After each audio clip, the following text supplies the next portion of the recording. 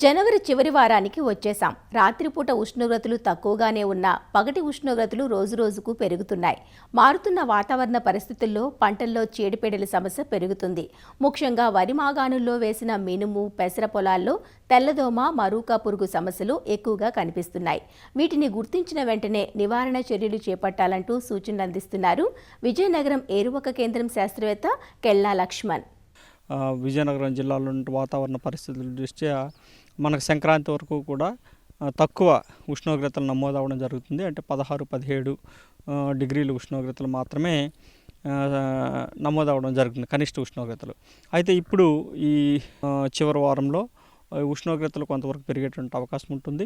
అదేవిధంగా ఫిబ్రవరి మాసంలో కూడా ఈ యొక్క ఉష్ణోగ్రతలు పెరిగేటువంటి అవకాశం ఉంటుంది. కాబట్టి ఈ ఉష్ణోగ్రతలు పెరిగినప్పుడు ఈ యొక్క తెల్లదోమ ఉధృతి అనేది ఎక్కువగా ఉండి ఈ యొక్క పల్లాకు తెగులు కొంతవరకు రావడం జరుగుతుంది. దీంతోపాటు ఈ యొక్క ఆకుముడత వంటి వైరస్ కానీ తెగుళ్ళు వచ్చేదానికి ఆస్కారం ఉంటుంది. కాబట్టి రైతులు ఏంటంటే ఒక పూత దశ కంటే ముందు ఉన్నటువంటి పంటకైతే ఈ యొక్క 3/19 అనే నీటిలో కరిగే ఎరువుతో పాటు ఈ యొక్క ఎస్ఫేట్ 1 గ్రాము లీటర్ నీటికి చొప్పున కలుపుకొని, అంటే ఎకరానికి 200 గ్రాముల మందుని 200 లీటర్ నీటిలో కలుపుకొని ఒకసారి పిచికారి చేసుకున్నట్లయితే ఈ యొక్క తెల్లదోమను చాలా వరకు అదుపు చేసుకొని పల్లాకు తెగులు ఉధృతిని కూడా మనం సమర్థవంతంగా నివారించుకోవచ్చు. అదేవిధంగా ఒకవేళ నవంబరు 15 తర్వాత ఒకవేళ రైతులు విత్తుకునేటటువంటి మినప పంట ఉన్నట్లయితే అది పూత దశ దాటి పిండి కట్టేటువంటి దశలో ఉంటుంది. కాబట్టి దానికి ఈ యొక్క మల్టీకే అనే మందుని మనం పోషకంగా ఇచ్చుకోవాలి.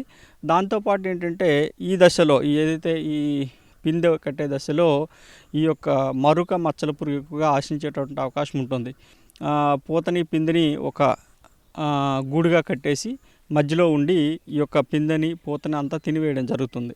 ఈ మరుక మచ్చల పురుగు నివారణకి ఇమామెక్టిన్ బెంజియేట్ అనే మందునైతే 0.4 గ్రాములు 1 లీటర్ నీటి కంటే 80 గ్రాముల ఎకరానికి కానీ, లేదంటే క్లోరాంటినిల్ప్రోల్ అనే మందునైతే 0.3 ml అంటే 60 మిల్లీలీటర్లు ఒక ఎకరానికి చొప్పున 200 లీటర్ల నీటిలో కలుపుకొని పిచికారి చేసుకున్నట్లయితే ఈ యొక్క మరొక మచ్చల పురుగును కూడా కొంతవరకు మనం అదుపులో ఉంచుకునే అవకాశం ఉంటుంది. కాబట్టి సిఫార్సుల్ని తీసుకొని అధిక దిగుబడులు వచ్చేట విధంగా తాగు సస్యరక్షణ చర్యలు చేపట్టాలని సూచించడం జరుగుతుంది.